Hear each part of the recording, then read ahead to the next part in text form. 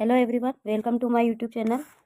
हमने जो फ्रैक्शन वाला जो चैप्टर था हमारा, उसके पार्ट 2 कर लिया था और अब हम पार्ट 3 स्टार्ट कर रहे हैं। इसमें आपने देखा कि इक्विवेलेंट फ्रैक्शन जो होते हैं उसमें जो भी हमारी फ्रैक्शन की जो डिजिट होती है उस डिजिट को आगे से आगे हम टेबल के अकॉर्डिंग आगे लिख सकते हैं। जैसा कि आपको इसमें दिख रहा है, ये जो स्ट्रिप में आपको 1 पार्ट दिखा हुआ है स्ट्रिप का, स्ट्रिप को अगर हम डबल पार्ट में करते हैं तो ये अपने हाफ हो गया 1/2, और इसका आधा पार्ट और होगा तो 1/2। जस्ट इसी को आगे बढ़ाओगे तो 1/2 का जस्ट डबल कितना होता है 2/4, यानी 1 का डबल 2 और 2 का डबल 4। फिर नेक्स्ट अगर आप इसके तीसरा इक्विवेलेंट पार्ट निकालोगे तो 2 का डबल होगा 4 और 4 का डबल होगा 8। तो इस तरीके से हम किसी भी फ्रैक्शन को इक्विवेलेंट टेबल के आगे लिख सकते हैं। These are equivalent fraction that denote the same length. इनकी जो लेंथ होती है वो सेम होती है, बिल्कुल बराबर, but they are expressed in terms of different fractional unit. लेकिन हम इसको एक्सप्रेस कर सकते हैं, यानी इसको अलग अलग फ्रैक्शन यूनिट में लिखा जा सकता है। Check whether 1/3 and 2/6 are equivalent fraction और नॉट। क्या ये बराबर है या नहीं? तो देखो 1/3, तो 1 का डबल कितना हो रहा है 2, और 3 का डबल कितना हो रहा है 6, यानी ये इसका फ्रैक्शन इक्वल है। Make your own fraction will using such strip as given in the picture below. जैसा कि आपको नीचे पिक्चर में दिया हुआ है। Answer the following question after looking at the fractional wall. कि ये जो आपको देखो दीवार जो बनी हुई है फ्रैक्शनल वॉल है, इसमें देखो सबसे पहले आपको फर्स्ट यूनिट दिखाई दे रहा है। अब फर्स्ट यूनिट का जस्ट 2 पार्ट में डिवाइड करा तो ये क्या होगा 1/2 और 1/2, यानी इन दोनों को जोड़ोगे तो 2 और ये कितना हो जाएगा 4। अगर इसी के 3 स्ट्रिप्स करते हैं तो 1/3, 2/3 और 3/3, यानी इसके 3 पार्ट हो गए इक्विवेलेंट फ्रैक्शन के अकॉर्डिंग। फिर अगर हम इसके 4 पार्ट में डिवाइड करते हैं तो 1/4, फिर 1 का डबल 2, 2/4, 3/4 और 4/4।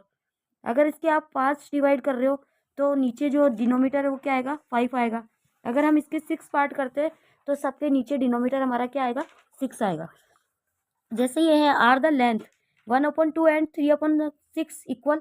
क्या लेंथ हमारी 1/2 और 3/6 इक्वल है? तो हाँ है। क्यों? क्योंकि देखो 1 और 1/2 और 3/6 को अगर आप लिखते हो तो 3 1 जा 3 और 3 2 जा 6, यानी इसको काटने पे भी आपके क्या आ रहा है डिवाइड करने पे 1/2 आ रहा है। इसका मतलब ये हमारा इक्वल है। फिर देखो आर 2/3 एंड 4/6 इक्विवेलेंट। क्या ये इक्विवेलेंट है? देखो इक्वल और इक्विवेलेंट में अंतर है। इक्वल का मतलब तो हुआ कि इन दोनों का जो पार्टीशन है वो बराबर होना चाहिए, और इक्विवेलेंट का मतलब हुआ कि जो फ्रैक्शन है वो हमारे जस्ट डबल होंगे। जैसे 2 2 जा 4 और 3 2 जा 6, यानी ये हमारा इक्विवेलेंट फ्रैक्शन है। फिर थर्ड क्वेश्चन इसका, how many pieces of length 1/6 will make a length of 1/2। 1/2 को आप कितने उसमें डिवाइड कर सकते हो? तो 3। जैसे 1/6, 2/6 और 3/6। तो देखो 3 1 जा 3, 3 2 जा 6, यानी इसके जो अपन ने 3 पार्ट थे उन तीनों पार्ट को काटेंगे तो हमारा 1/2 इक्वल हो जाएगा। फोर्थ क्वेश्चन है, how many pieces of length 1/6 will make a length of 1/3। ये 1/3 के कितने पार्ट होंगे? तो देखो 2 1 जा 2 और 2 3 जा 6, तो ये हो रहा है हमारा 1/3 का पार्ट। तो ये 2 पार्ट में डिवाइड होगा। नेक्स्ट देखिए, we can extend this idea to make a fraction wall up the fractional unit 1/10। अब हमारी जो यूनिट है वो 1 यूनिट है। फर्स्ट यूनिट को हम 10 पार्ट में डिवाइड कर रहे हैं। जैसे अभी हमने एक यूनिट को हमने 6 पार्ट में डिवाइड करा था, तो ये इस तरीके से दी हुई है। देखो 1/1 यूनिट उसके हाफ करा तो 1/2, उसके अगर 3 पार्ट करोगे तो 1/3, 2/3, 3/3। अगर 4 पार्ट करते हैं तो 1/4, 2/4, 3/4। 5 करेंगे तो जो जितने हमें पार्टीशन करने होंगे उतने ही हमारा जो डिनोमीटर हो वो नीचे आता जाएगा। लास्ट देखिए आप 10/10 करा तो हमारा 10 को 10 से काटेंगे तो क्या आएगा 1। अब इसके हम क्वेश्चन फिगर आउट करते हैं। देखो आर 3/6, 4/8, 5/10 क्या इक्विवेलेंट फ्रैक्शन है? तो देखो 3 4 5 और नीचे देखो 6 8 10, तो ये इक्विवेलेंट फ्रैक्शन है क्योंकि बराबर चल रहा है। देखो ऊपर 3 4 5 1 1 का डिफरेंस है, नीचे 6 8 10, यानी 2 2 का डिफरेंस आ रहा है। 6 और 8 में कितने का डिफरेंस है 2 का, 8 और 10 में कितने का है 2 का। फिर है हमारा write two equivalent fraction of 2/6। अब 2/6 के इक्विवेलेंट फ्रैक्शन होगा 2 2 जा 4, 4 2 जा 8, और 6 का 6 2 जा 12 और 12 2 जा 24। नेक्स्ट हमारा write two 4/6 write as many as you can. अब हम इसको किस प्रकार से लिख सकते हैं, तो देखो 4/6 है, तो 4 और 2 6 और 6 और 2 8। नेक्स्ट हो जाएगा हमारा 6 के बाद 8 आ जाएगा, इधर नीचे 10 आ जाएगा, फिर ऊपर हमारा 8 के बाद 10 आएगा, नीचे हमारा 12 आ जाएगा। यानी बिल्कुल हम इसे इक्वल इक्वल लिखते जाएंगे। फिर हमारी 1 roti was shared equally by 4 children. अगर हमारे पास एक रोटी है, उसको हम 4 चिल्ड्रन में इक्वल शेयर करते हैं, तो इसका फ्रैक्शन क्या होगा, 1/4। आपको इक्वल दिख रहा है, ये रोटी है, इसको 4 पार्ट में डिवाइड करा, तो 4 बच्चों में डिवाइड करेंगे तो एक बच्चे को कितनी मिलेगी, 1/4।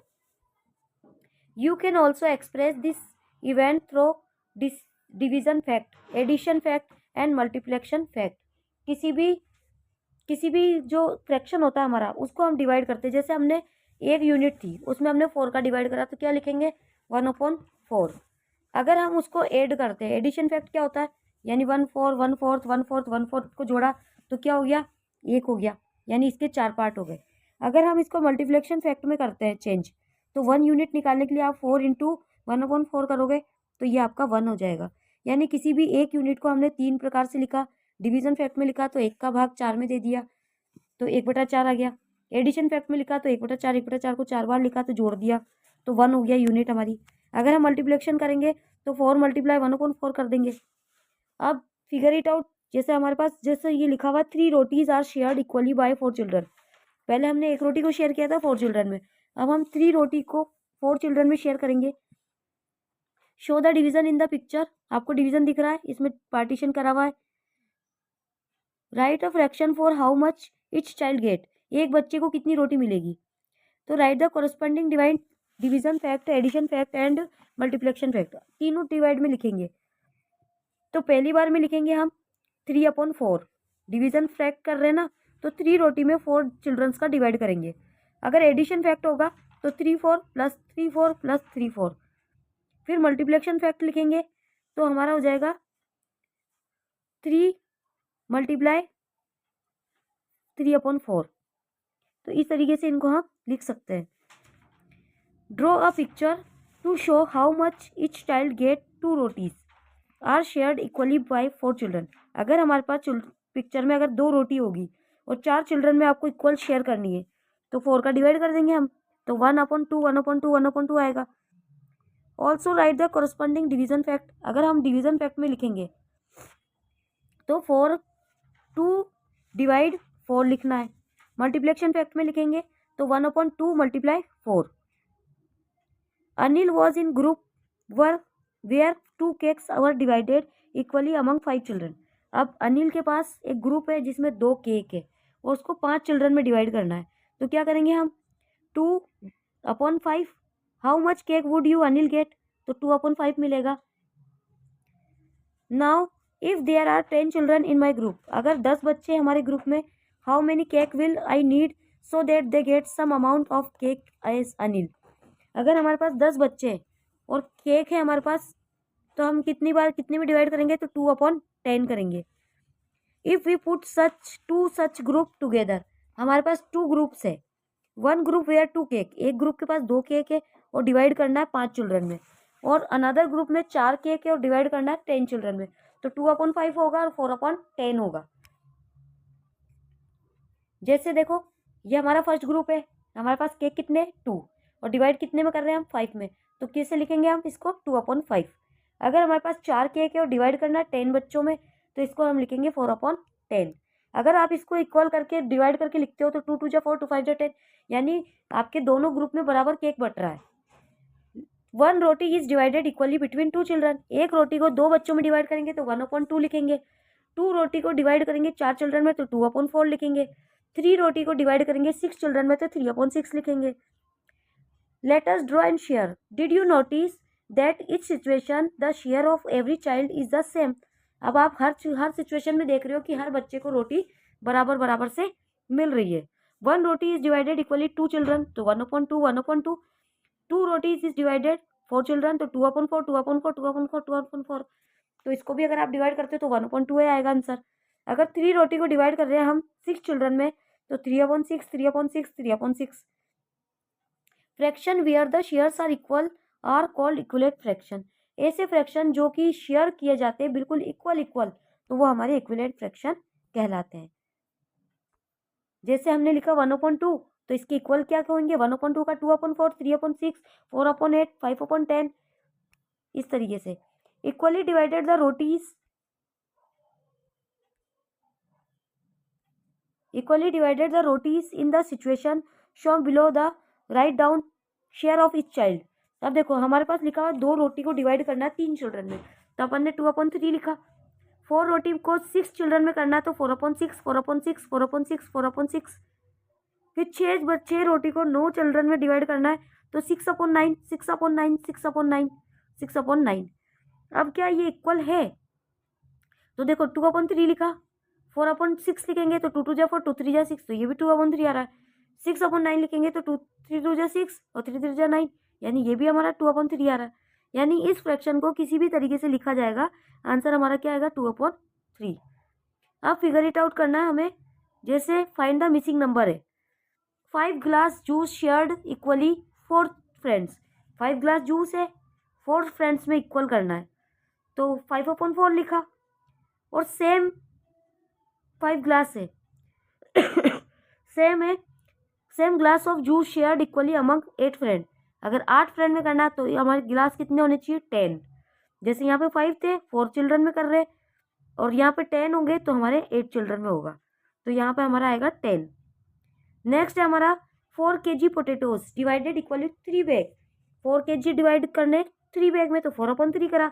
12 kg डिवाइड करने, तो यहाँ पर कितने बैग में आएगा? 6 बैग में, यानी 4×3 = 12 और 3×3 = 9।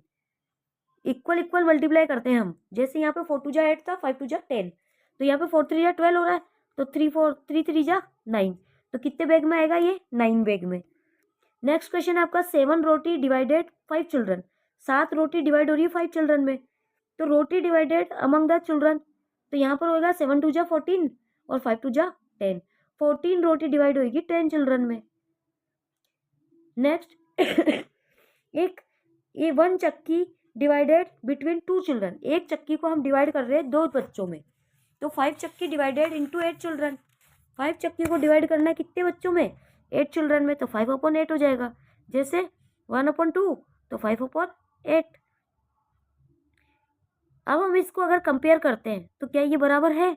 तो no, it is not equal, क्योंकि अगर 1/2 का हम इक्विवेलेंट फ्रैक्शन निकालते हैं तो 4/8 आ रहा है, 4 होना चाहिए, और 5/8 तो बड़ा है, ग्रेटर देन है ये।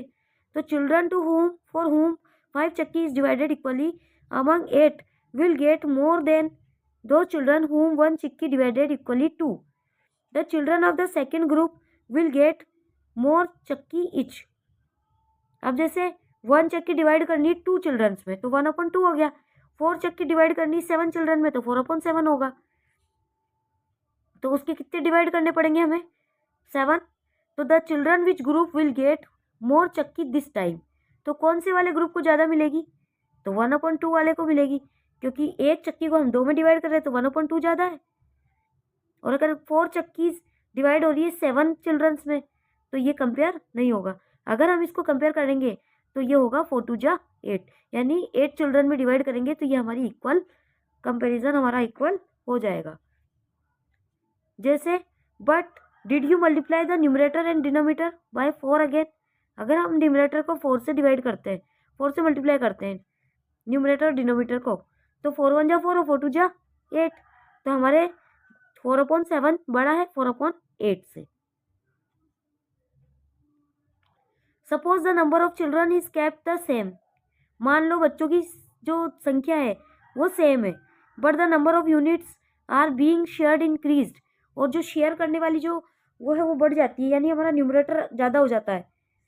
What can you say about each child share now. अब बच्चों की संख्या में कैसे परिवर्तन होगा, कि कितना उसको शेयर मिलेगा, तो डिस्कस करके हम देखो बताते हैं।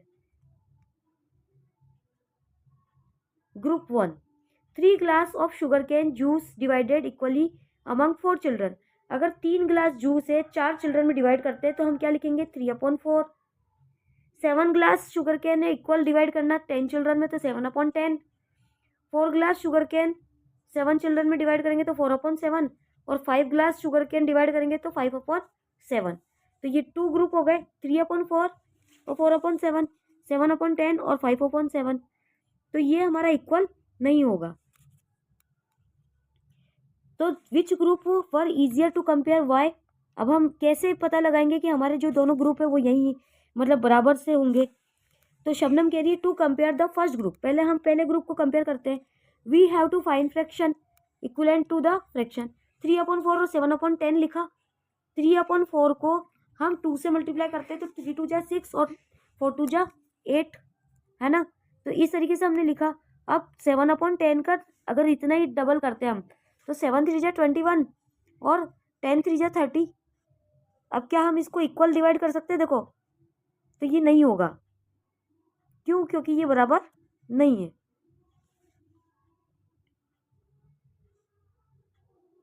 There is a condition. अब इसके सामने हमारी एक कंडीशन है। द फ्रैक्शनल यूनिट जो है वो 2 fractions have to be the same. उसके जो 2 फ्रैक्शन होते हैं वो सेम होने चाहिए। जैसे 2/6 और 3/6, तो हमारा जो डिनोमिनेटर वो क्या है? सेम। जैसे 1/6 है तो भी सेम, है ना। तो सेम फ्रैक्शनल यूनिट 1/6 होगा तो denominator are the same, same आएगा।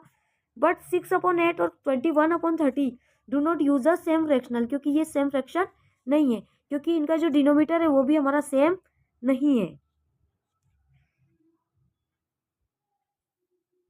अब हम इसका जो नेक्स्ट पार्ट है ना, वो नेक्स्ट जो बाकी का जो हमारा फ्रैक्शन का जो आगे का पार्ट है वो हम नेक्स्ट पार्ट में बनाएंगे। और आपको अगर ये वीडियो अच्छा लगा हो तो लाइक कमेंट शेयर करना। Thanks for watching.